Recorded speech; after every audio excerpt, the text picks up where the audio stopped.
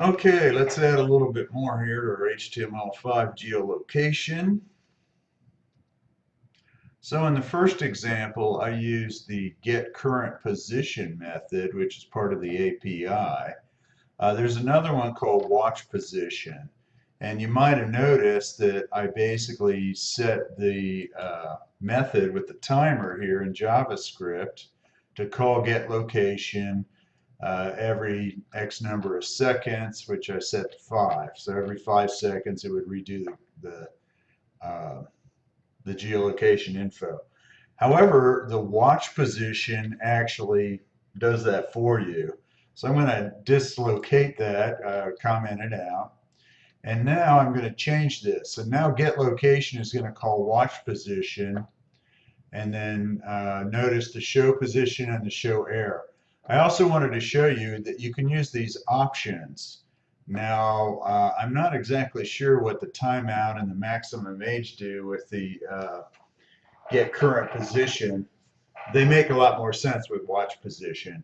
But basically, the options are enable high accuracy, true, and we won't notice anything with the console program here. That might work a lot better, though, on a device. The way the geolocation can work is it can use cell phone triangulation or it can use a regular GPS. And the GPS is the best and most accurate. So I'm pretty sure that enable high accuracy would say use the GPS rather than say cell phone triangulation. I might be a little off on this. I'm not sure I get all this. Maximum age and timeout are in milliseconds, so this is basically 30 seconds and 27 seconds, respectively. Again, you're not going to see the effect of this much other than the fact that it works, but I think you want to use watch position rather than get current position because in most contexts where you're going to be using this, it'll change. And so watch position just makes more sense than, to get it one time. If you were using a console app, like what part of town you're in, you find out that one time, that would make sense. Okay, so we've added these options, and now as the third parameter, you pass the options in here to watch position. Originally, this was get current position, and it does work. The options work with either one, although I'm not really clear what sense they make. Okay, so we've got this saved. Let's go ahead and pop over here again. I'm using my WinSCP client to transfer this data to the server as I use it. Now we'll go into Chrome and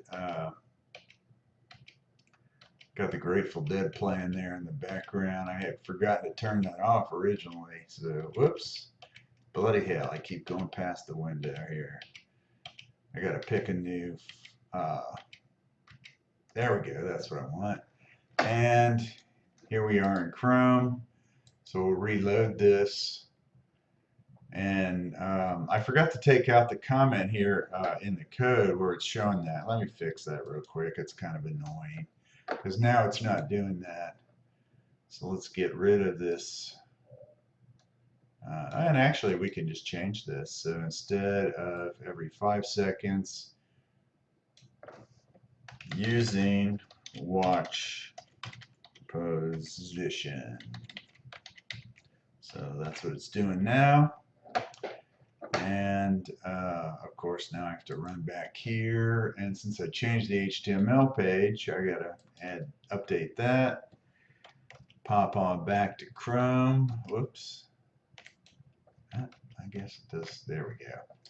Reload. Okay, so there we go. Again, you can't see much here because I'm sitting in my console, so it's not going to change. So we really aren't going to see anything here. I just wanted to show you this other method. Now, when you put this on a tablet or a phone, it'll make a big difference. All right, let me just review this because there's not much to see. So basically what we changed is instead of get current position, we've added the watch position.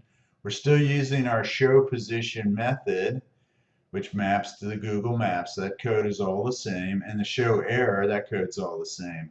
But we've added the options. And one option is to enable high accuracy. Again, with the console, it doesn't have GPS. That's not going to make any difference. But on the device, it will. And then the maximum age. What the maximum age is the maximum age for the geolocation data. So that basically means if the data is more than 30 seconds old, put in a request for new data. And then, of course, the timeout is how long to wait for that request to process. And here that's 27 seconds. Okay. And that's a lot longer. My refreshing program that I wrote previously did that every 5 seconds. And it seemed like it was working okay. It wasn't timing out. We weren't seeing the timeout error. So the rest of this is pretty good. I'll try and get more info about how to use the Google Map API up for you. But this really covers the rest and the most basic part about how to use geolocation. Another thing I'll just mention, I don't know if I'll have time for this or not. If you create a native app by compiling your web application with Cordova, Apache Cordova or PhoneGap, you can use a bridging library, and that has additional geolocation functions which you can do a lot more with. And some of those are not available through the regular web. So you have to use the native app, and you're basically calling the hardware options that are built into the device. Okay, that's enough for now.